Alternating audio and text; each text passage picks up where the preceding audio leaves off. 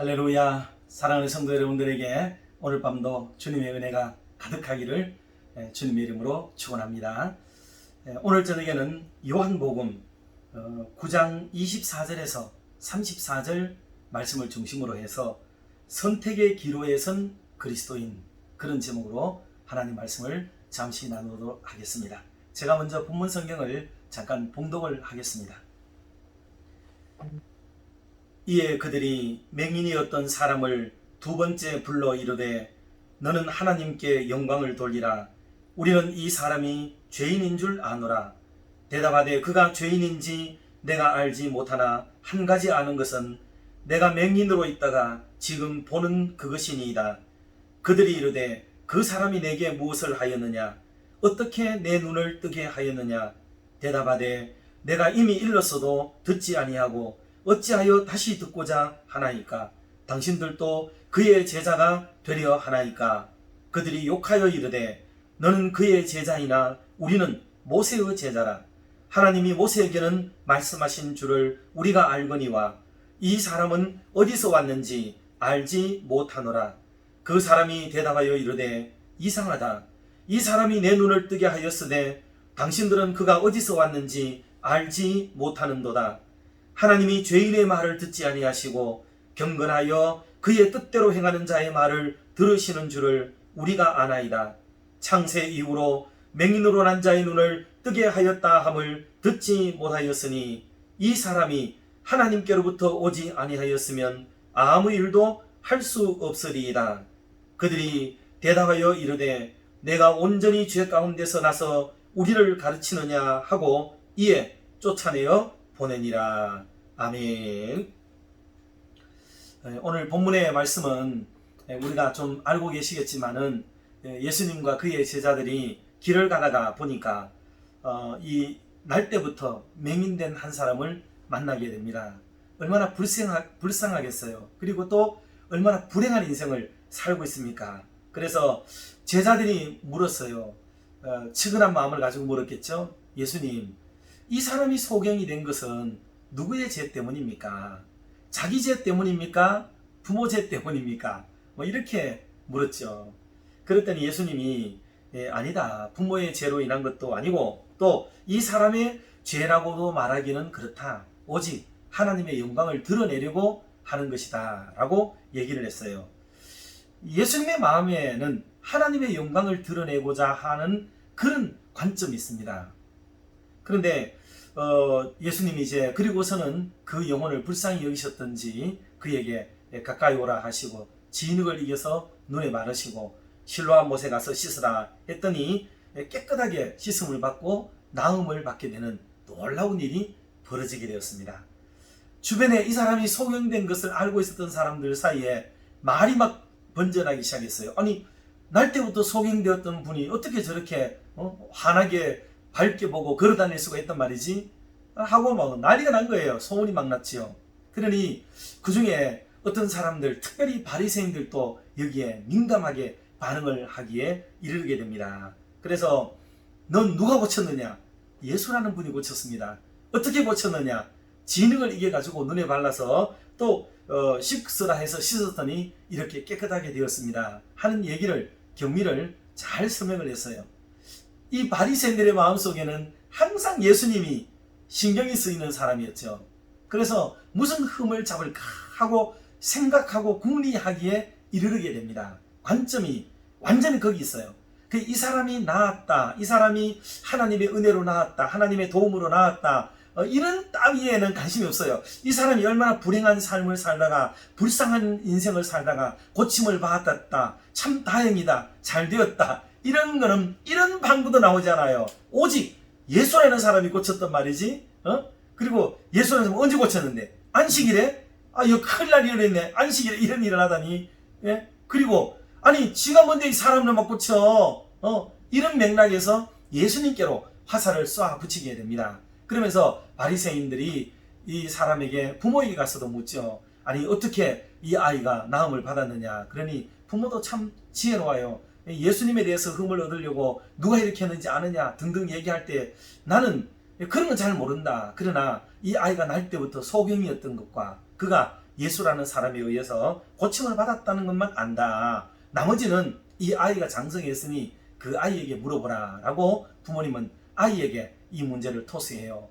참 지혜로운 부모님인 것 같아요. 왜? 묻는 바리새인들의 의도를 간파했거든요. 그래서 그게 말려들지 않습니다.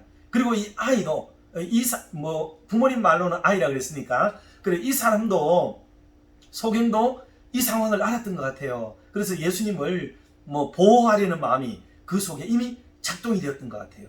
그래서 바리새인들이 두 번째 이 사람을 불러다 놓고 얘기합니다. 똑바로 얘기해라. 똑바로 얘기해라. 네가 바로 올바르게 이야기하는 것이니 하나님의 영광을 위하는 것이다.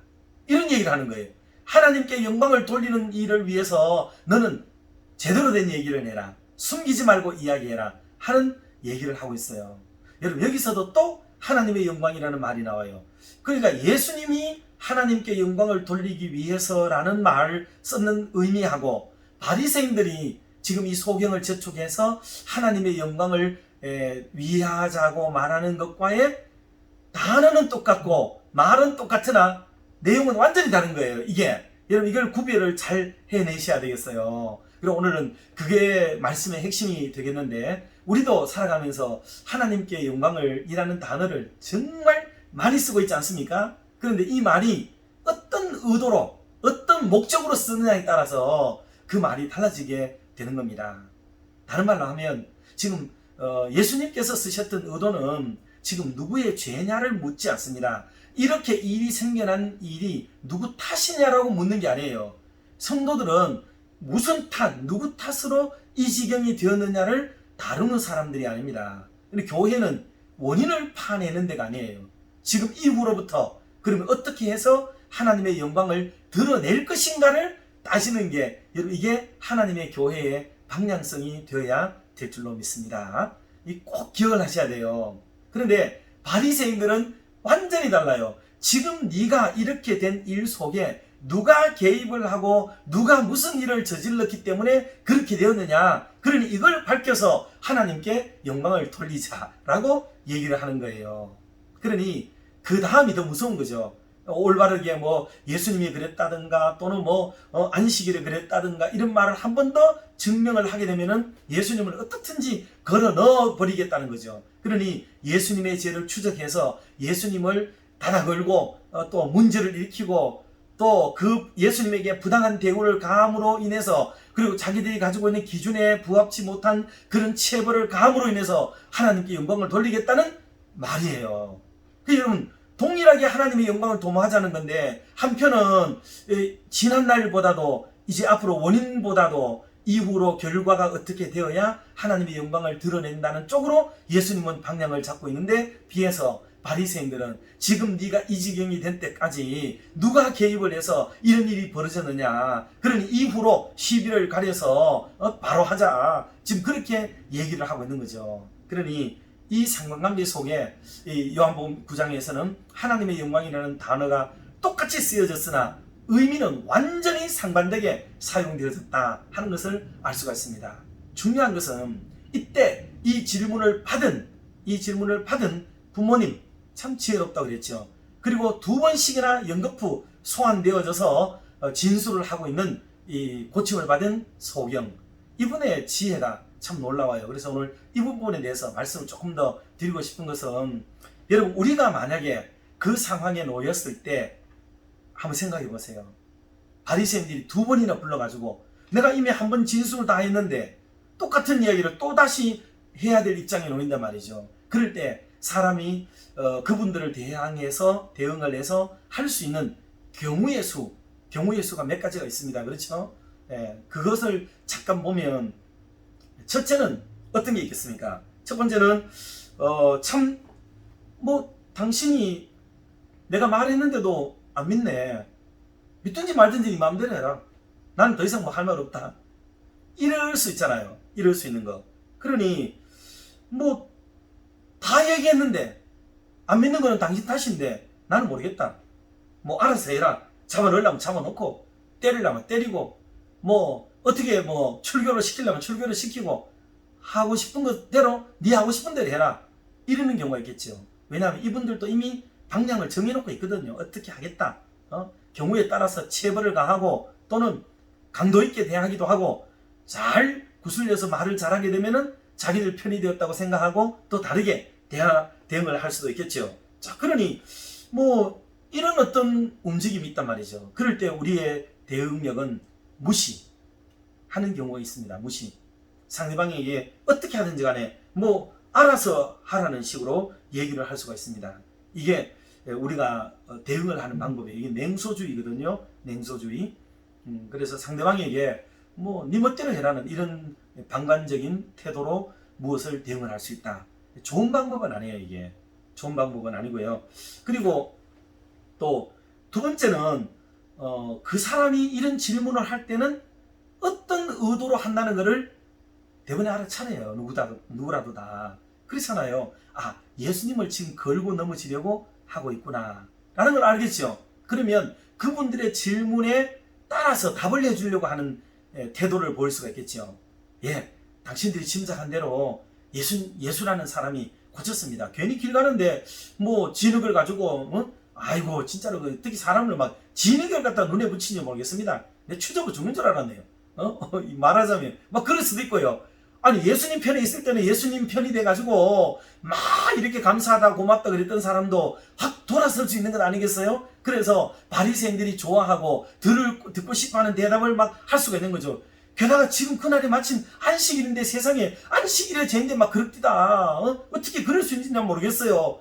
사람이 돌아서면 이렇게 적반하장도 유분수라는 말을 하잖아요. 돌아서서 막 공격을 쏘아붙이는 이런 사람들도 있습니다. 앞다르고 뒤다는 사람이 오늘 시대에도 굉장히 많습니다. 여러분 이런 분들 때문에 먹어본 적 많으시죠? 앞에서는 해놓고 뒤에 가가지고 딴말 하는 분들 얼마나 많습니까?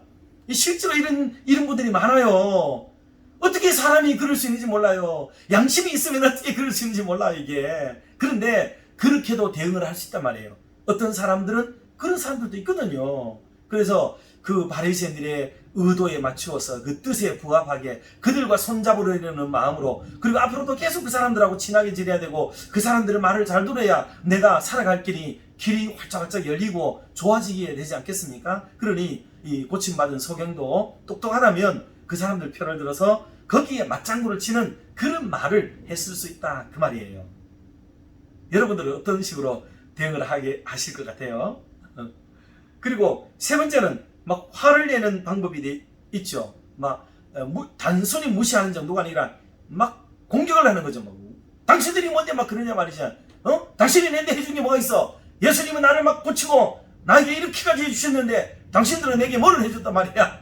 막 하면서 그 사람을 막 공격하는 사람이 될 수도 있겠죠. 예. 지금 당신들 뭐라 하려고 그러는 겁니까? 이렇게 착하고 귀하게 일을 해주신 예수님을 지금 잡아 넣으려고 그러는 겁니까? 왜 욕을 보이려고 그러십니까? 이 선한 일을 했는데 하면서 막 전사가 돼가지고 예수님 대신 막 불의에 대응을 하면서 막 싸우려고 하는 이런 태도를 보일 수도 있는 거죠. 그렇지 않습니까? 이게 바로 소경이 취할 수 있는 경우의 수였습니다. 경우의 수. 자꾸 바리새인들이 귀찮게 하니까 이렇게도 할 수 있고 저렇게 물러서 그 사람들 편이 될 수 있고 아니면 더 강력한 예수님의 막 전사가 돼가지고 그 사람들을 대항해서 싸우는 그런 모습을 보일 수도 있었겠습니다. 그러나 그건 감정적이죠. 다분히 감정적이죠. 자, 그러니 앞에 말한 이런 무시를 한다든지 반응이 없다든지 또는 그 사람들의 기호에 맞춘다든지 굽어진다든지 그 편이 된다든지 하는 것과 또는 과도하게 감정적이 돼가지고 막 이렇게 한다든지 하는 이런 행위들은 안 됩니다. 그리스도인들의 삶의 방식은 이렇게 하면 안 된다. 유대인들은 그렇게 하거든요. 말 안 들으면 막 화내고 노기를 드러내고 감정을 막 추돌시키고 뽐때를 보이고 응징을 하고 보복을 하고 여러분 이게 유대 사회에서 살아가는 방식입니다. 그리고 힘이 약한 사람들은 어때요? 윗사람 바지가랭이를 붙들고 손을 막 비비면서 예 맞습니다 하고 아부를 떨면서 그렇게 살아간단 말이죠. 그런 사람이 실제로 많이 있습니다. 그런데 이 소경은 어느 쪽에도 고침받은 분은 어디에도 그런 방법을 취하지 않습니다. 오히려 네 번째의 방법, 차분하고 진정 어린 마음으로 예수님을 변호하고 그리고 자기에게 일어난 모든 일들을 하나님의 은혜라고 여기고 그러면서 그분들에게 따끔하게 또 알려줄 말은 있어요 또. 그래서 아니 하나님이 보내지 않았는데 어떻게 이런 일을 할 수가 있었지요? 내가 알기로는 소경이 지금까지 고침을 받았다는 소리를 들어본 적이 없어요. 이런 놀라운 일은 하나님이 보낸 사람 아니면 할 수 있는 게 할 수 없지 않나요? 이렇게 막 얘기하는 거예요. 차분히 얘기하면서도 그 말의 문맥과 내용이 얼마나 대단한지요. 굉장합니다. 그랬더니 바리새인들이 막 이 사람을 쫓아내버리고 기분이 나빠가지고 돌아가 버리는 이런 일이 있어요. 이게 그 사람들 뜻대로 어떤 족쇄를 채우지도 못하고 또 강경하게 나와가지고 요 사람조차도 집어넣을 수도 없고, 예수님이 지혜롭게 왜 어려운 문제가 있을 때마다 지혜롭게 쏙쏙쏙 빠져나왔듯이 이 소경도요, 고침받은 소경도 정말 지혜로운 말을 해요. 그래서 바리새인들이 양심에 자극을 주고 그들이 가르치는 바에 막 도전이 되면서도 예수님하고는 아무 탓도 없고 자기에게도 문제가 없도록 만들고, 다 대신에 그분들이 막 기분이 상해가지고 쫓아내기만 하고 돌아가 버리는 이런 일을 했단 말이죠. 그러니 여러분, 주님이 제자들을 보낼 때 그랬잖아요.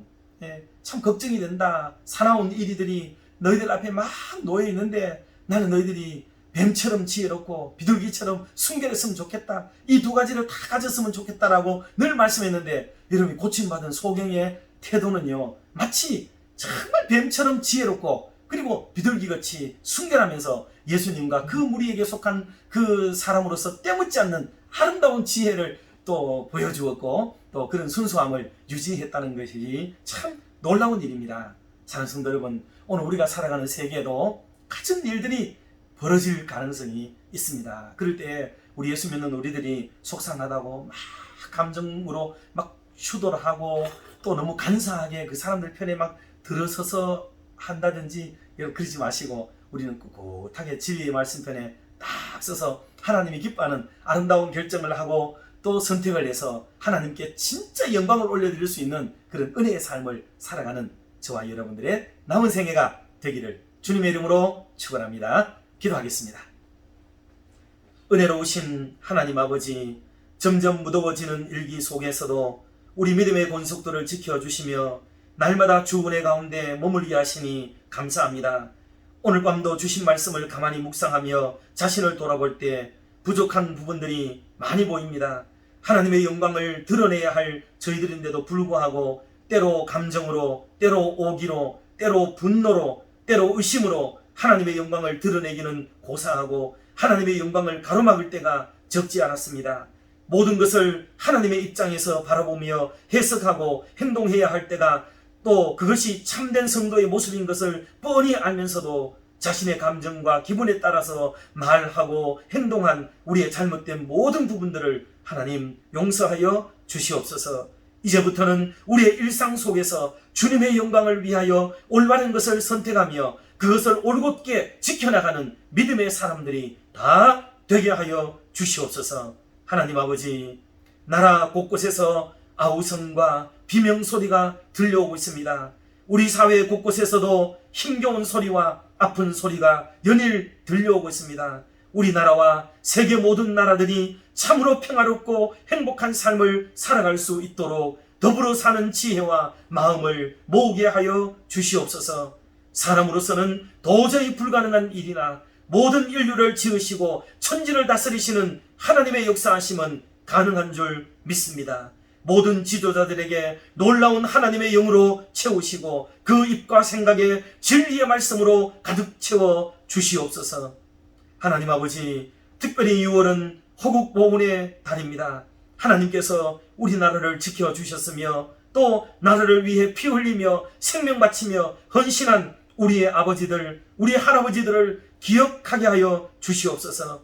이 귀한 분들의 희생으로 지켜진 이 나라를 우리들이 잘 지키게 하여 주시고 또 우리 다음 세대들에게 더 아름답고 자유로운 나라, 평화로운 나라를 물려줄 수 있도록 주님 도와 주시옵소서.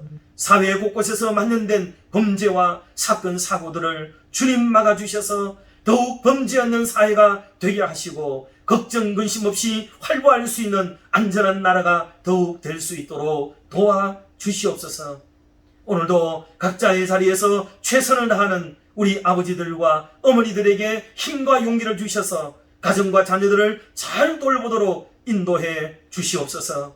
또 한평생 수고하신 어르신 세대들에게 그 노년이 더욱 행복하고 자녀 손들에게 극진한 효로도를 받는 건강한 가정들이 다 되게 하여 주시옵소서.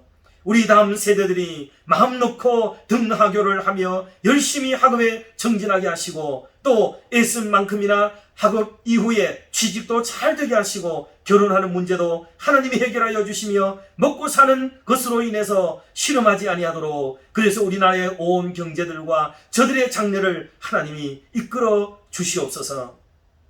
특별히 몸이 불편하여 힘겨워하는 환우들과 경제적으로 자유롭지 못해 안타까워하는 성도들과 또 마음의 응어리와 걱정, 근심 등으로 눌려 지내는 모든 분들에게 진리의 영으로 찾아가 주셔서 이기는 삶을 살게 하여 주시옵소서.